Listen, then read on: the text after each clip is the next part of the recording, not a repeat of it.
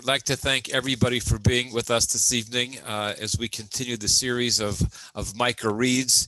And I especially at the beginning want to thank our two teachers who will lead us in this discussion, Gayle Wald and Andrea Levine.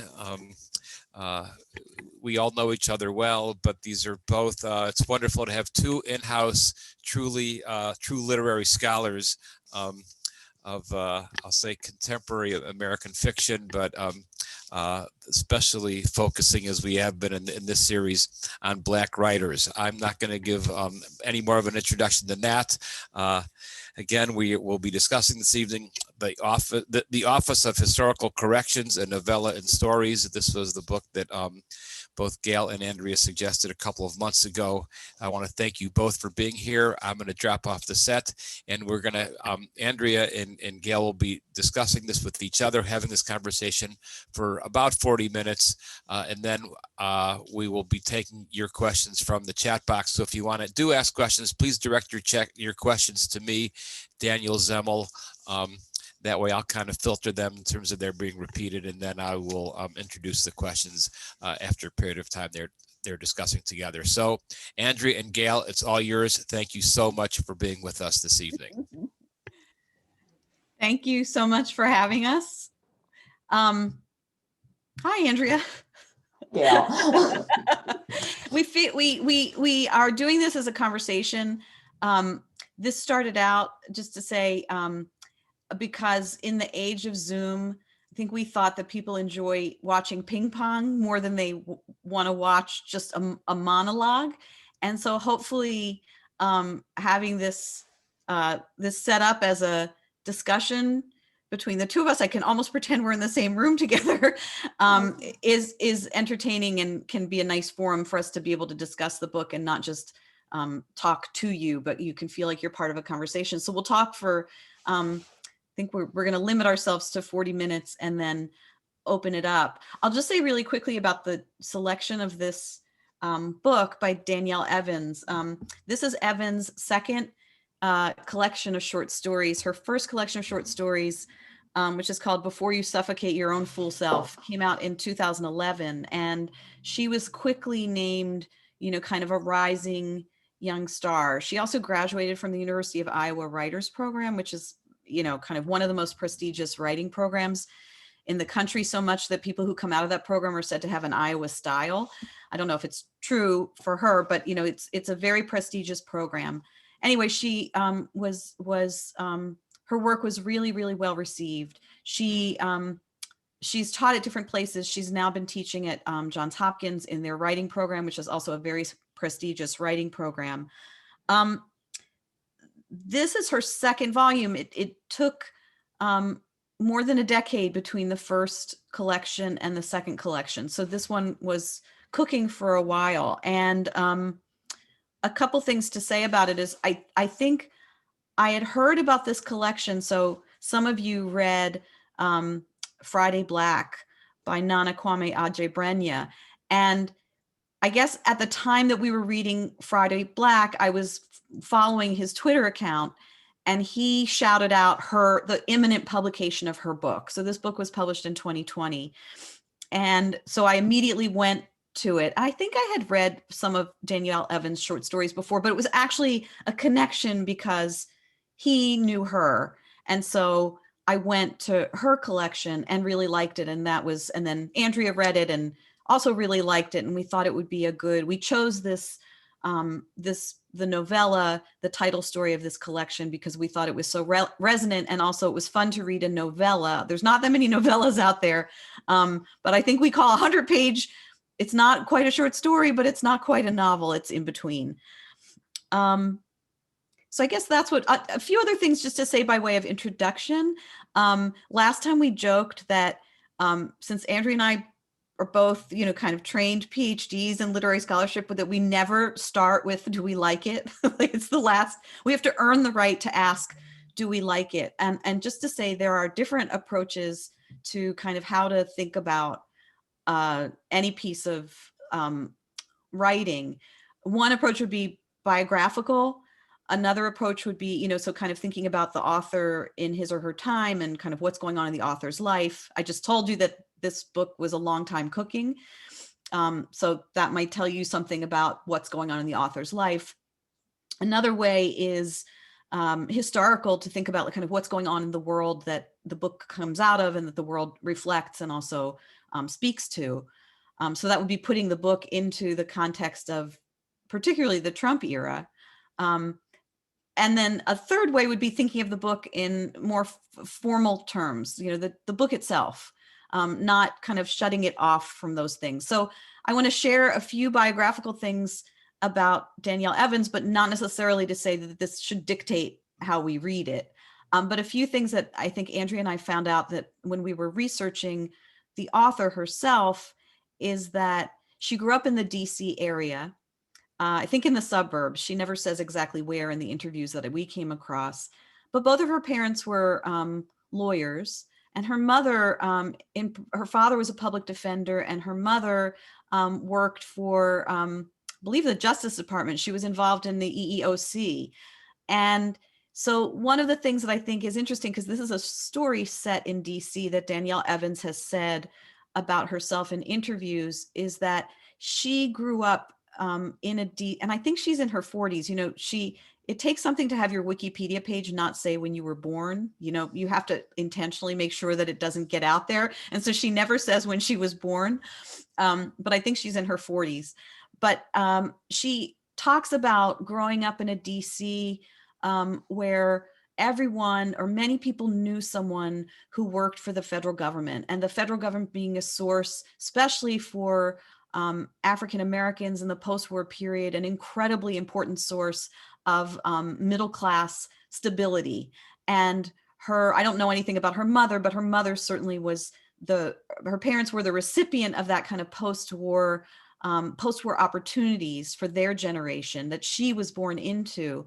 And she also talked about what she sees as the long-term, maybe 40-year project now of disinvesting in the federal government as a kind of racialized attack, not only the government, but on the people who are, kind of seen to kind of be associated with the District of Columbia, and the ways that the government has been so associated with Black middle-class success in this part of the world.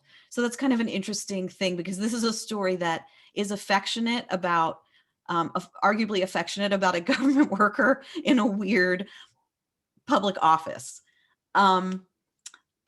Which gets the name, the Office of Historical Corrections, but that's not its real name. So I don't know, Andrea, is there anything that I'm leaving out in terms of our discussion that you want to add to that? About her background? No, I think that's okay. That's great. We thought we were going to start by just talking. This story has it's a detective story in some ways, where you follow the protagonist as she tries to solve a mystery. And of course, it has an ending that we will talk about. We want to open the questions about the ending. But I think we wanted to start by talking about the relationship between the narrator, Cassie, and her friend Genevieve, because it's not just a story about an investigation or a story about white supremacy or a story about kind of racial violence. It's also a story about these two women who have this complicated relationship. So I'm going to toss it off to you, Andrea, to maybe share some of your thoughts about Cassie and Genevieve. Well, it's certainly, thank you, Gayle. It's certainly a complicated and kind of ambivalent relationship, and a relationship with a long history, right? I mean, it's a long history that I think that Cassie anyway has kind of, revised and rethought and kind of remade over the course of that long history also, and maybe corrected at various points and corrected some of her assumptions about Genevieve. But I think also it's very clear in the story that this is a relationship and a friendship that wasn't necessarily a choice for them to have entirely. It wasn't necessarily a friendship that says something about their autonomy, or at least it didn't at the beginning. It was really a friendship that they were or a relationship that they were compelled to have when they started out as the only two Black girls at this private school. And of course, Cassie joins Genevieve, who was the only one at first. And that it becomes very clear that sort of these two girls have to be sort of seen in relation to one another, whether or not they make that choice, that they're going to be seen as tied together and also as kind of compared to each other. And I think it's interesting to think about what different roles they play in relationship to each other at different points in their lives, maybe.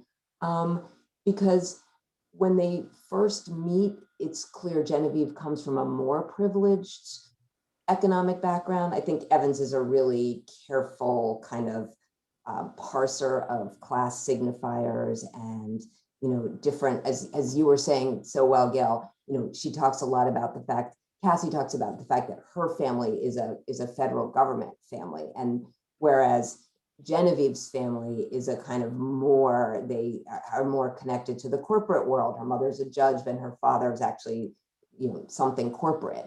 And so one of the things they are in relationship to each other is Cassie comes from a privileged but less privileged background. She's the scholarship kid, and she's been in public school, as opposed to Genevieve, who's had this really, really sort of more privileged background. And so at the very beginning of their relationship, we see how they're sort of being compared to each other in that way. And then I guess there are a lot of other points at which they see each other in relation to one another and to, so I don't know, Gayle, what you think about that, or if there are parts of that sort of relationship that you might want to talk about or think about, or. Yeah, I think we were both interested in the ways that their relationship is always prickly. And in particular, so these are two women who have been in private school together when they were kids. Then there's the detail of they were in a PhD program in history together. And interestingly, Cassie is the one who does a project that's an African-American history project. No, she's working on a dissertation about Odetta, the folk singer Odetta.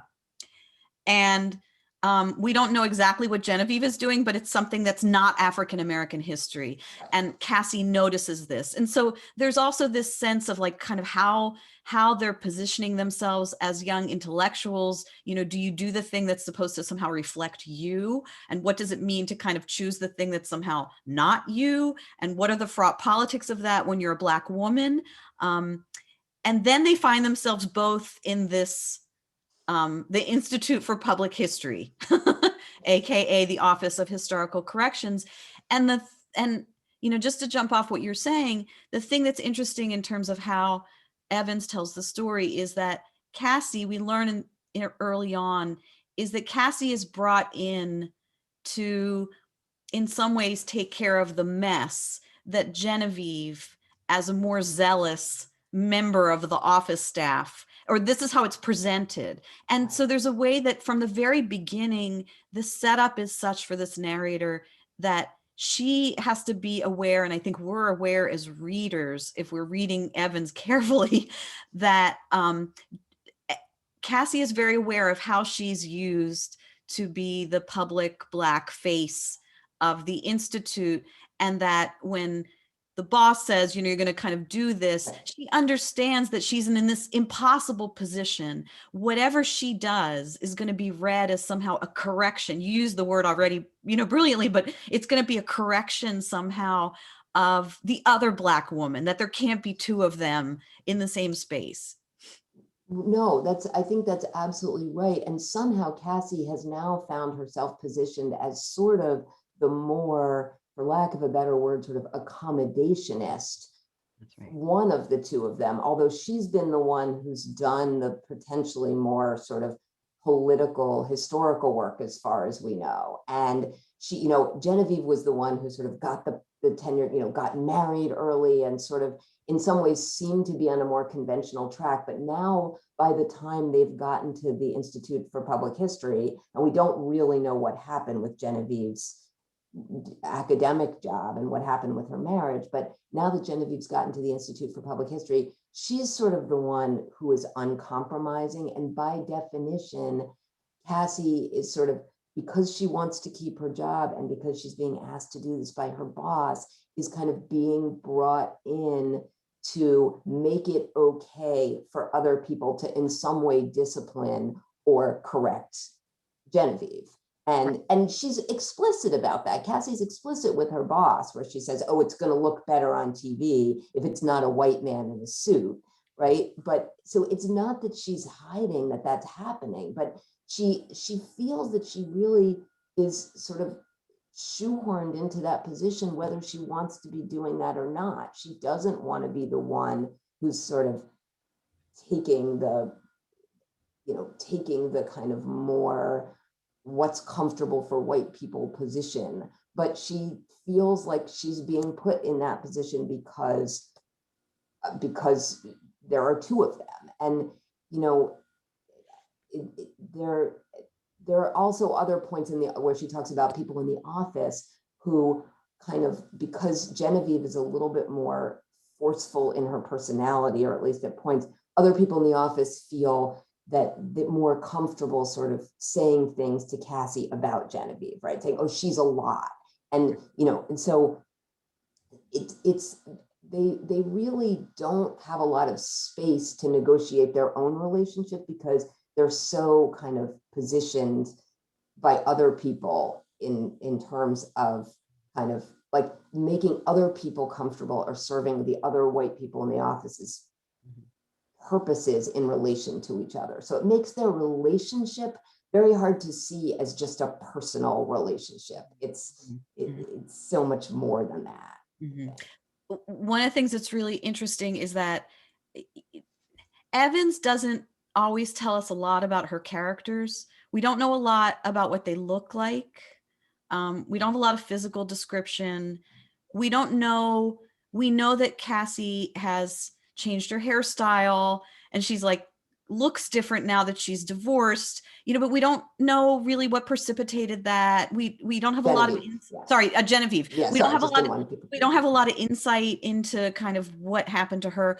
But I think the reason we wanted to start talking about this is because if you track the story, it's through this kind of attempt to correct, or at least investigate the correction of the historical record, that really it brings these two women together or back into a space together. And as a narrator, Cassie, I think sometimes has a lot of, it's not even ambivalence, right? From her point of view, right, Genevieve is threatening. She's a princess, right? There's the details that we learn about wearing her tiara at her wedding. Ew. She's, even from the reader's point of view, she's somewhat suspect and not likable. And so I think it's really one of the things that that Evans in interviews has said she's interested in as a writer is what stories people tell themselves about themselves. In other words, she's interested in like the corrections that we could do internally, not just externally. And I wonder, how much this story is also giving us a chance to see Cassie think about her relationship to Genevieve, because the story ends, we'll get to the ending, but the last lines belong to these two women, because after the scene of violence, we have the memory of the two of them together when they're back in the private school. If you remember the last paragraphs, they're back at the private school, and there's this little vignette about the emergency drill, about a mass shooter. Yeah, it's an active shooter drill. Yeah, the shooter drill. So and so they have the last lines. So I think it's easy. I think we want to start there because it's easy to kind of read it just in terms of the provocative nature of the story's commentary on, current events, what feel like current events to us. But it's also very much about these two women together, and then thinking about how these two women how they're allowed to occupy space together, or how they have to negotiate that space together. And yeah, and right, it's interesting to think about that, how much in some ways in the detective project they do come together, right? And even though they're still sort of having this prickly conversation, and I think Genevieve says, I like it when we're friends, and Cassie says, you could have fooled me. I mean, there's always kind of this bouncing, but but they do kind of come together in this unmasking, if you want to, of this historical situation. So let's talk about, maybe that's a good point for us to move to the Office of Historical Corrections and the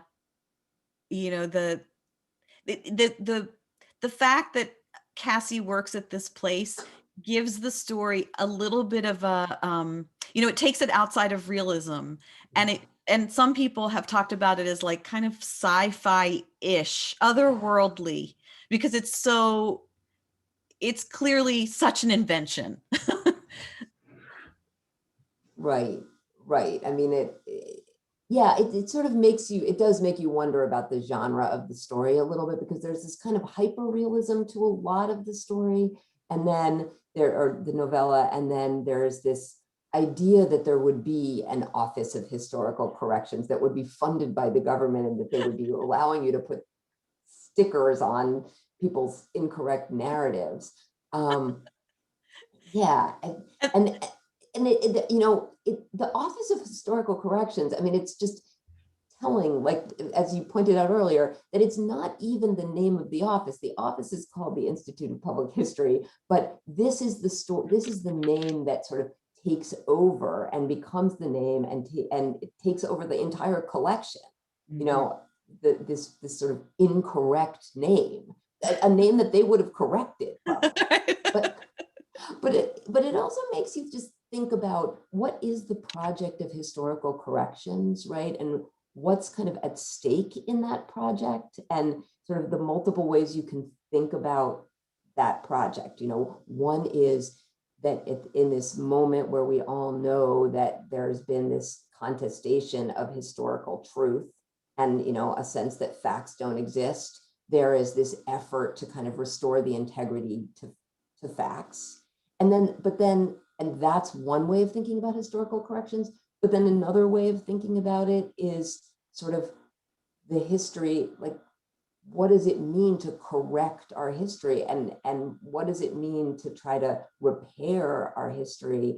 And I think it's hard to think about the title without thinking about sort of the project of reparations, and the idea of to what extent sort of historical corrections are possible, which is part of, I guess, the question the story is asking, maybe. I don't know.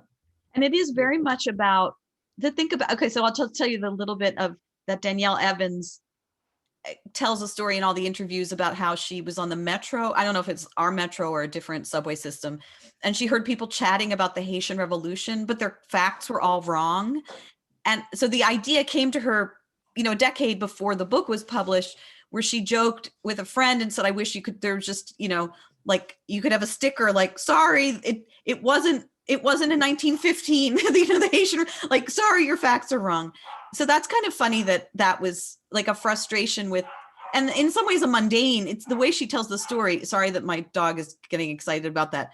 It's kind of a mundane thing, but I wanted to also mention the fact that the people in the office have these printers, like they have these kind of sci-fi futuristic wireless printers that somehow work, and that you can print things out. But the what's interesting, and also when we find out about the Office of Historical Corrections, we find out that their mission is very narrow, right? They're not allowed to work with history books, and there is something about the publicness of what they do, right? It seems the center of the story is about signage and about correcting signage. And even in the beginning of the story, when Cassie goes into the bakery to buy a birthday cake for her boyfriend, Daniel, and she runs into misinformation about Juneteenth at a gentrifying bakery, and then she wants to make the sticker to put it on the public signage.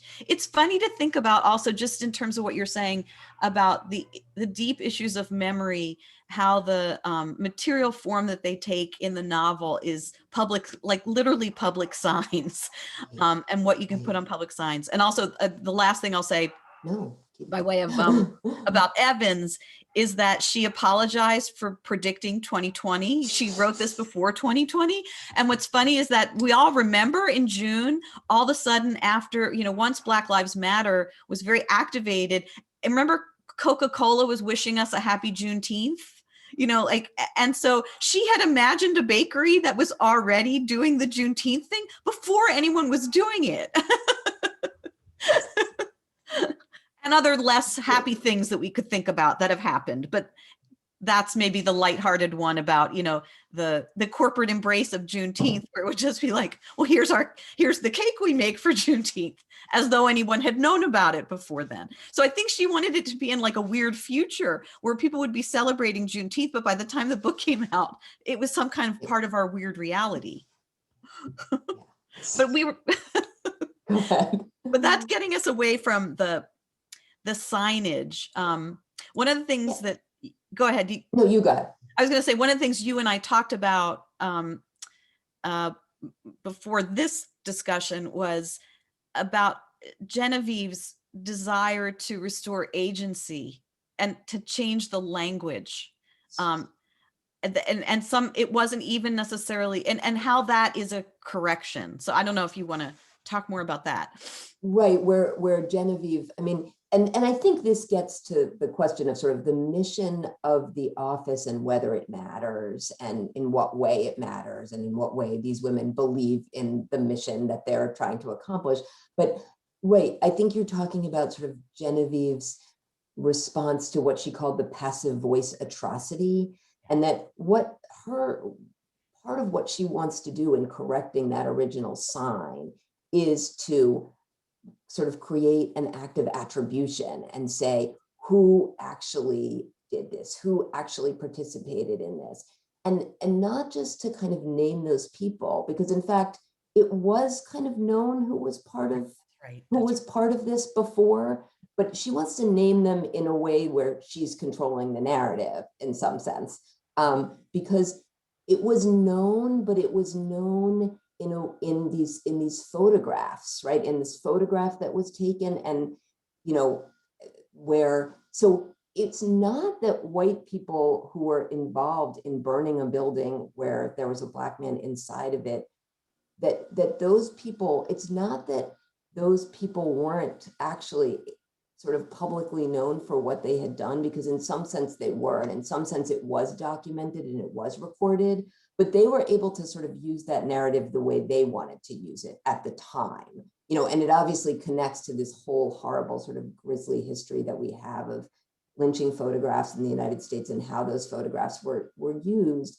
But Evans talks about the way that this burning of the building was really meant to kind of be a warning to people, to other Black people, that this is not a place for you to come, and this is not a place for you to try to own property. So it's not that they were, in some sense, it was documented that they were responsible, but they were still able to act with impunity. And Genevieve kind of wants to say, reattribute what they have done in a new narrative, and a narrative that's about sort of taking responsibility or being held accountable, as opposed to this is known in this kind of other kind of documentation, but there's no accountability, and you can do this with impunity.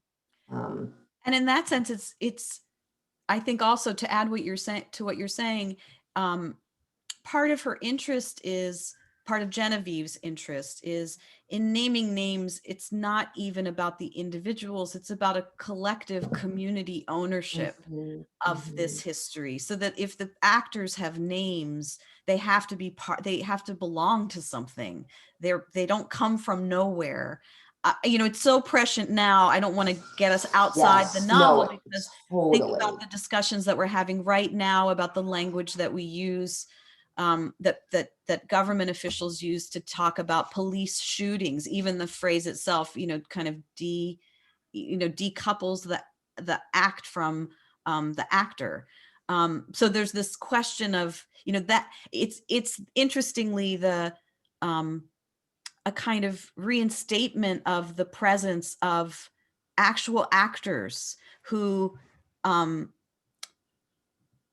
actual descendants, and that the community is founded on, in some ways, you know, the whatever shared wealth there is in the community is founded on these acts of violence or this kind of exclusion. But then moving on, it gets wrapped up in this complicated story about Josiah, right? The person who's supposedly was killed in the fire, and the mystery that ends up hinging on the fact that Josiah's sister passes as white. And passing, the stories of light-skinned Black people passing are part of African American literature. And so in bringing that story in, readers who are familiar with that tradition are invited in some ways to think about the work that Danielle Evans is referencing. Famously, a writer named Nella Larson in the late 1920s wrote 2 novellas that are very much part of the canon that's taught in college now. One is called Passing and one is called Quicksand. And Passing is probably the most famous novella in 20th century African American literature. And so it's kind of interesting that also about 2 women. And it's right. I was going to say, it's about this very vexed relationship between 2 women. Between 2 women who are also regarding each other a little bit cagely. It's very different. Yes. But if you want to go backwards in time after this one, we would recommend Passing by Nella Larson as a precursor text that Evans was thinking about. That she talks about Quicksand, and for some reason doesn't talk about Passing, but she has to be thinking about that. But the kind of quiet, the Passing, I don't know what you think. I guess maybe to ask you what you think the Passing piece does for her in the story, like what it enables her to do, to decide that, okay, she's going to have Josiah. It's going to be this complicated story. What do you, I mean? That's a big question. That's a big question, right? Because there are a bunch of different things, and maybe we can both talk about it, but there are a bunch of different things, right, that the passing theme kind of works with. I mean, first of all, when it's starting to slowly dawn on Cassie that it's possible that Minerva and Ella May are the same person, and that Josiah's sister has been passing and you know, was passing while she participated in the burning of the building, but also probably warned him so that he got out. When it's starting to slowly dawn on her and she's being told this by his relatives, they say to her, you know the type, when they're talking sort of critically about Minerva, who is the one who decides it. Right, they say to her, you know the type. Right. And they're talking, you know, this sort of young Black woman for whom, you know, her life wasn't quite enough and she didn't want to do like anybody else did. And you know the type. And this phrase, you know the type, keeps haunting Cassie over and over again. And there's some way where I think in which the story is partly talking about sort of Cassie's kind of own anxiety about the trope of racial passing, the idea that she's working in this white dominated institution and in some ways being asked to kind of tone down the work of the other African-American woman at the office. She's had this white boyfriend and she's been very attracted to the idea of the kind of relative safety and comfort that comes from being in the company of a white man. She, you know, she's very aware of that, and she's also, you know, very sort of self-censoring about that and, you know, tries to avoid it. But so I think in some sense, it kind of surfaces a lot of her sort of anxieties and, you know, issues around that question of what, you know, what it means to be with the white man, and to want that safety, to want the safety that she feels when she's with him, and also not, and to escape the sense of danger that she feels when she's with a Black man who she has to watch sort of monitor himself and his own safety, again, for reasons that are so, you know, palpable right now. So I think it does that work. And then it also clearly does work in terms of the passing trope, does work in terms of the whole concept of white justice, right? And whiteness and how whiteness functions, right? I mean, the idea that this character is called white justice, right? Right. So the character himself, I don't even remember what his real name is. You remember, I'm sure. Oh, I always remember things like this, but I forget. He's the full nephew, and I can't remember his He's the name. nephew, but he goes by the name White Justice, and of course, right, the supreme irony is that in some ways he gets historically corrected, and the price that has to be paid, the irony is that white justice is black, right? And that Right.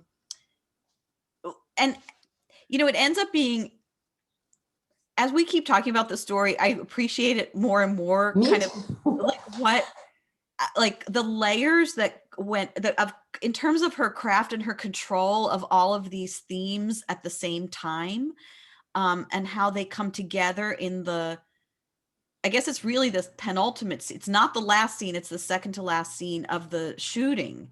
This horrifying, and also, so the confrontation between Genevieve and the nephew in front of the sign, the fact that Cassie learns about the shooting via the screen, right? Her handheld device. It's, there's an allusion to this moment when, these images of Black people being murdered and violated, right, circulate on our devices. And she watches it, right? It's being live broadcast by White Justice. It's an incredible ending, and quite shocking, to have to take in, and it seems like at the most obvious level that Evans is calling our attentions to, she starts the short story collection with a quotation from Baldwin, as well as a quotation from the poet Lucille Clifton, and they're about both of those epigraphs are about the cost of not living with history, of not kind of being open to history, of kind of pretending, and it's kind of this eruption of like, if it comes out into the open. I mean, so it's the secret, but it's also the whole kind of question of the town's complicity, the state's complicity, the nation's complicity, white complicity is somehow outed by this one story of outing this character, and it's violently suppressed. Right. And you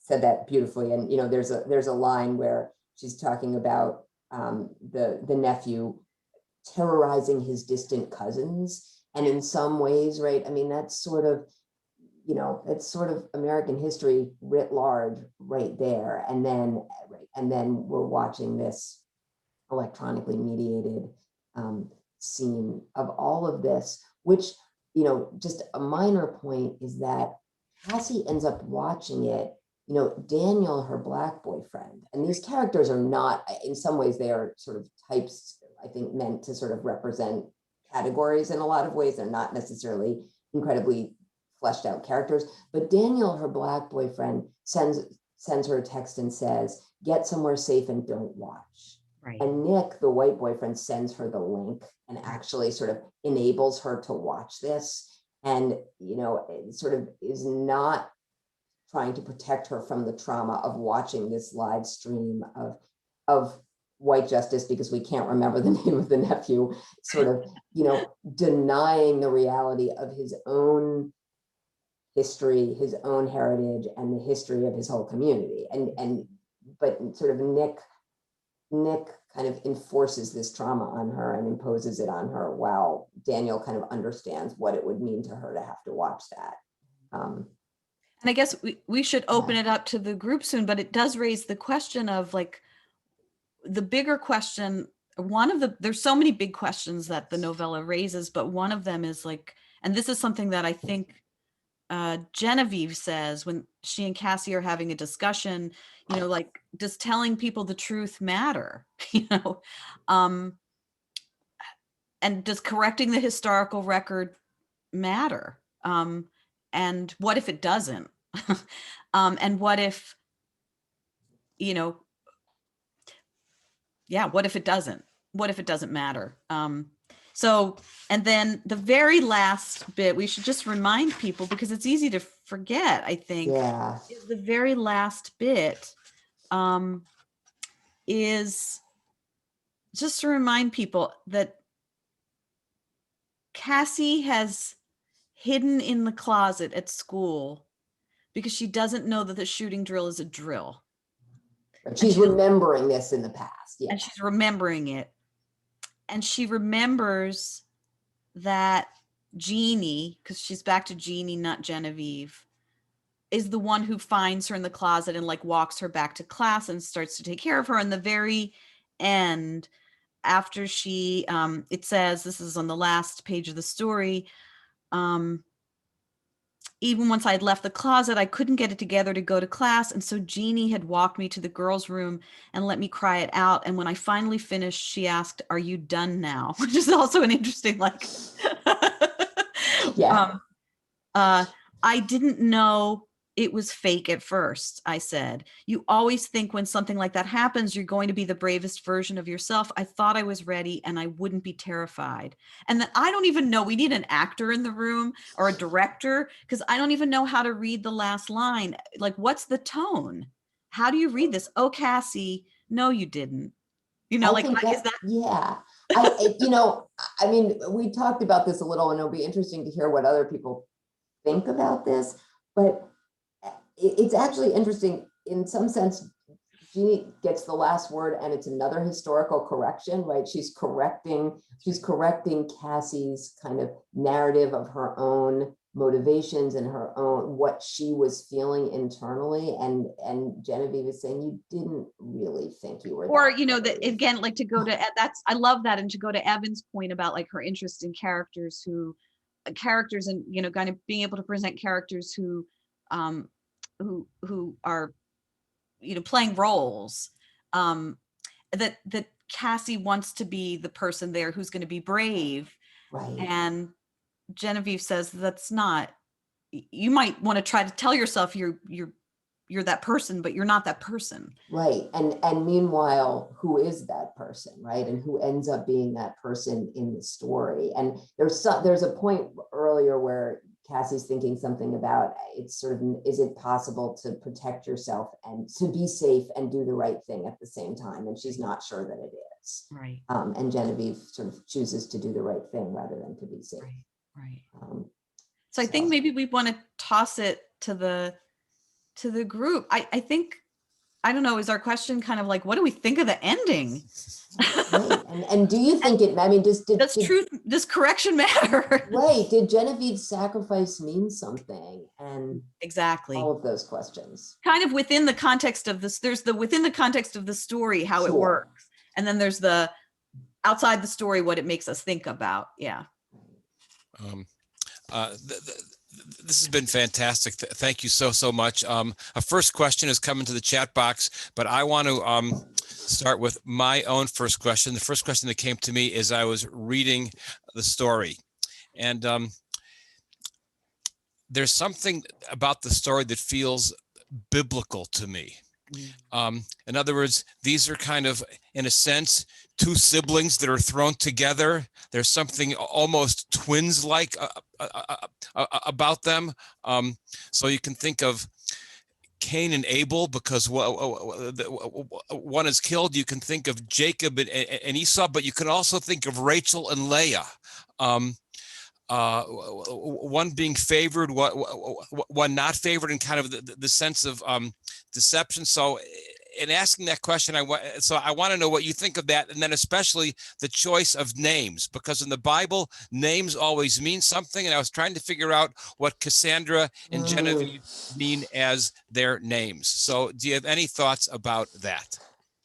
Cassandra's easier. Cassandra's easier, yes. I don't know what to make of Genevieve. I love you. I don't know. we defer to your We expertise, do. but that point about the twinned characters and that being a kind of also, conceit of storytelling in the Bible and why that's so effective. The idea of people who are connected, that the blood bond means they can't not be connected. And I think that's what's so compelling about those pairs, is that they have to struggle with one another because they're siblings, but then they may as well be, given structurally they have to struggle with one another as these two Black women in white spaces. I think that's great. Okay. So this is a question that's come into. I'll go back to one of my questions, but I have to be fair as the moderator.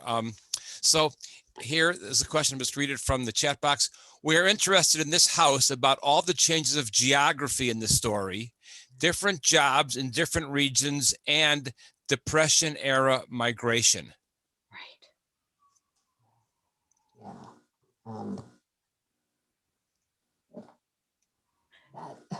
It's We've a great stumped the question. stars. It's a great question. It Yeah. is a great, no, it is a great question.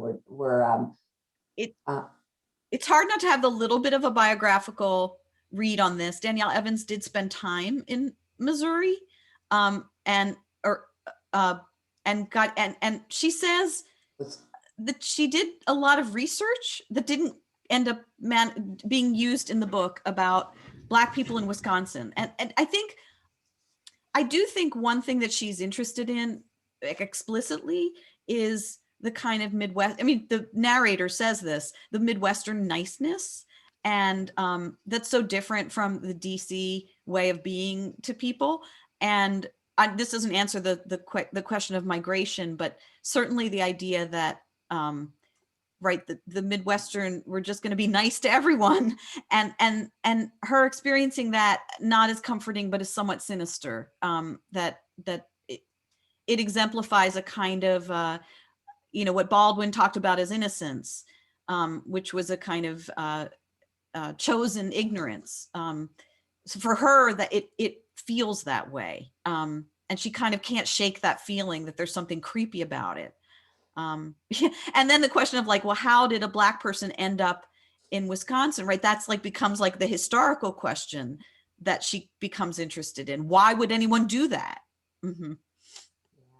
Yeah, no, I think that's really right. And then I think there's this really powerful sense of place in terms of DC, and how much, she talks about sort of DC as the place that's always felt like home, but she's obviously really struggling with kind of the transformation of DC and the kind of gentrification of and she makes a big point of talking about, the way that so many sort of Black middle class people were sort of pushed out of the city into the suburbs.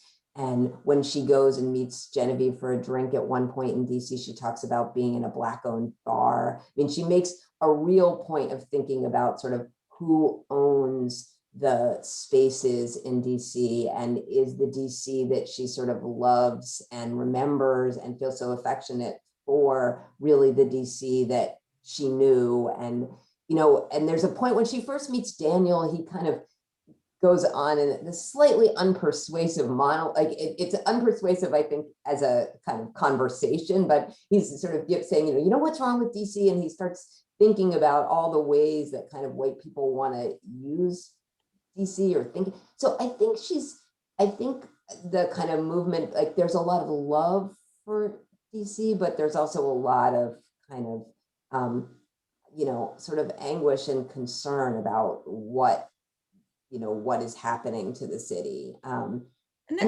go ahead. I was going to say, building on that, there's also a sense that, just connecting that to the migration story, none of these spaces, none of the places that we kind of, Chicago is this place that we learn about through the historical record. And, the fact that this story cites, of all places, Kenosha, Wisconsin, which we all know about Kenosha now, but who knew about Kenosha if you weren't living in that area of the world? It's crazy. But the Wisconsin, so the Minerva, Josiah, right? These are Southern migrants to Chicago, but Chicago's not the utopia it's supposed to be. Wisconsin isn't the place it could be. DC's not the place. I mean, there's a sense of none of these places is adequate. And none of these places is quite home. And Right. yeah, yeah. And it's, I mean, it's just interesting because I think the question was also asking about the shifts in jobs, which, you know, which maybe there's some echoing there too. I mean, you know, this is somebody, and then I think it's also, you know, her kind of minute understanding of kind of academic labor and the permutations of academic labor and the categorizations of academic labor that comes through, and that's partly biographical, but I think maybe something about the leaving this job that is sort of the dream job at GW, right? Where she's got a 2-2 teaching load in the city of her birth, and she can't believe she's landed this. And then, you know, then she leaves. leaves the job for reasons that, yeah, Gayle and I were talking about, like, what exactly is going on here in her explanation. But I think it's a little bit about sort of maybe echoes what you just said, Gayle, of sort of nothing is really home and nothing, I mean, it's hard to find a space where all of these compromises aren't made. I mean, she also is sort of believes that this is going to be this important public works project that she leaves for. But then it ends up being compromised too. And so kind of disappointing. That's the question that I had, is everything is, there's something so depressing about every aspect of this story. I mean, the universities have all kind of, the university system is falling apart. If you have the job in the university, it's not the job of the university of the past. The government agency is created with great lofty ambitions, and then in terms of what it really is, there's something about this book that reminded me actually of the previous book. There's a sense of hopelessness about it. It's almost, it's a form, as someone who does not read enough fiction, enough good fiction, there's something dystopian here, and there's something dystopian about the previous book. Can you talk about that in terms of this genre of contemporary literature? What's going on? There's a lot of hopelessness right now. Yeah. And we're in a post-hope world. I mean, we're in a world where a lot of people have explicitly said, and I'm thinking about Eddie Glaude, you know, at Yom Kippur, Right. You know, I'm not about hope. That's not an end for me. It's not a place I sit with. It's for kind of continuing to work, but it's not about hope. And I think, like, you read stories of people in their late 20s to mid 40s, and I think you see that. I mean, that's just, I feel like you pick up, it's not just that, you know, I'm attracted to depressing things, although but that might be part of it. But also that's in some ways where the fiction can tell us something about the moment that we don't even, I mean, you just crystallized it, that we don't even necessarily, it's like still crystallizing in our culture, and we're fighting it. Like, do we have hope? Was it yesterday or 2 days ago? Right. Is that about hope? I mean, because everyone then was about disavowing hope. Like, no, hope is not really where we are. We were relieved, but what was that? You know, we were kind of happy and vomiting at the same time, you know, like, and so I think that it somehow captures that weird sense of, you know, we don't even, it's like outside of affects of the 20th century, we're in some other affective world, you know, and those progress narratives of the 20th century that are linked to the social movements of the 60s and their triumphs, you were in a post world, and it's not the world that like people born in the 21st century are experiencing, I don't think. It comes out in a sense in the way that the story ends. I mean, you talked earlier about the notion of, I mean, the Office of Historical Corrections, and the difference between truth and narrative. But then also there's truth, narrative, and then there's simply the deliberate dumping of dirt on everything. Just kind of that's not truth, that's not narrative. It's simply kind of erasing what was, which also has this kind of dystopian. So let me go back to the chat box. A question that's come in. What is the relationship between Josiah's family's reaction to the investigation compared to the white families? Oh, that's interesting. It is a really interesting question. I mean,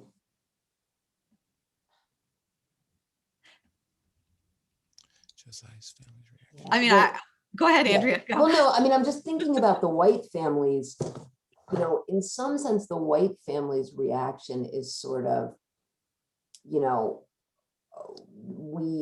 there are a lot of stories out there, and they kind of, and you know, when Cassie kind of posits the story that suggests that actually, you know, their grandmother, their mother was passing and was Black, their sense is sort of, you know, what power does your story have compared to whatever story I know? And you can't really kind of prove your story. You can't make your story true or make your story kind of change my life or give your story doesn't really have the power to do what you think it does. I think that's the white family's reaction in some sense, sort of, so what? You know, so what if you know, we knew a lot of stories. I think it's probably clear that they did know some of this, or that some of this, you know, but we can recontain it and make truth be what we want truth to be. Mm-hmm. And that's, I think, the white family's reaction. Josiah's family's reaction is different. Gayle, do you want to talk about it? No, I was just thinking that, you know, right, Josiah's family's reaction has to do with the complicated feelings about people with the ability to make a choice about how they want the world to see them, and the idea that people do that at a great cost, you know, and kind of the idea of, you know, Minerva as a girl who wanted, as a young woman who wanted more, and at what cost. We don't know how much she knew about we don't know exactly how much she was trying to protect Josiah. Right. We don't know whether she merely warned him. We don't know whether she wanted to take advantage of that. We don't, it's kind of left a mystery. Open. Yeah. But I think in that story, it's about kind of familial loss and about personal choice, given impossible choices. But you're right. And the thing about the passing story is that it's predicated on the idea of, you know, the proverbial drop of Black blood rendering a person Black in the United States, which is unique in the Americas in terms of the legacies of slavery in the Americas. The United States is unique. You know, it's not in Brazil, it's not in Cuba, it's not in Jamaica, in having a binary that doesn't have a middle category or many categories, so that you're either Black or white. And the ways that, because slavery was matrilineal, the child of a Black woman was Black, no matter whether the father was George Washington, the children were Black and therefore enslaved. And that, so that the idea of, so the idea of American hybridity has always been part of African American memory, and the stories that African Americans tell about their own families. It's totally woven in. And if you the type, right? If you don't have a relative who did this, you know someone, you know, but the idea of the impenetrability of whiteness, or the idea that it's not, the one drop rule doesn't work the other way. And that, you're right, Andrea, what you said about, like, with the gunshot, he can just shut the story down, right? It doesn't, in some ways, it's like, here's the power of the narrative is not going to upset my claim to this category. and I'm just going to shut it down, you know, and then the unevenness of the power of the narrative, and even the power of the fantastical drop of blood itself lodged in a, you know, a fiction of a scientific basis to race that doesn't even exist. I mean, even the metaphors are messed up. What sometimes people don't know is that Plessy versus Ferguson, the Supreme Court case that licensed segregation at a federal level, that the Homer Plessy, I guess he's not the defendant. He was he's the plaintiff. Well, those are the choices. That's all I'm saying. The plaintiff, he was light enough to pass. He was very light-skinned, and he was chosen intentionally to test the law, partly because of that. It forced the court in some ways to have to make a determination about, you know, because if you were going to enforce segregation, well, how did you decide who was Jim Crowed and who wasn't? And so it's just written into the history, this fetish of really the fetish of the drop of blood. With this depressing note, we will end our evening about what's written into our history. And yet Danielle Evans seems very funny. I think she'd be excellent to have dinner with. She seems like amazing. Just I think she'd be a great teacher also. I mean, yeah. Oh, it was a great read, and you she would love the discussion you both just had on it for all of us. Do that high five. Right. So we should thank you for making such a great choice for all of us. So I'm going to give you a round of applause here. You also lead a great discussion. You so make the book bigger than this individual reader is able to do anyhow. So I want to thank you so much for your generosity and simply sharing your smarts and your insights with all of us. And thank you all of Temple Micah for being with us. And I'll also say, kind of in a mildly aggressive way, I hope we have an opportunity to do this again. Okay, but that is, I don't want to take over advantage of your generosity, but thank you very much for being such really great teachers for our Micah community. So we'll all give you a round of applause. Thank you. And, thank you to everybody. Take care. You're wonderful. Wonderful. Take care, everyone. Good night. Bye.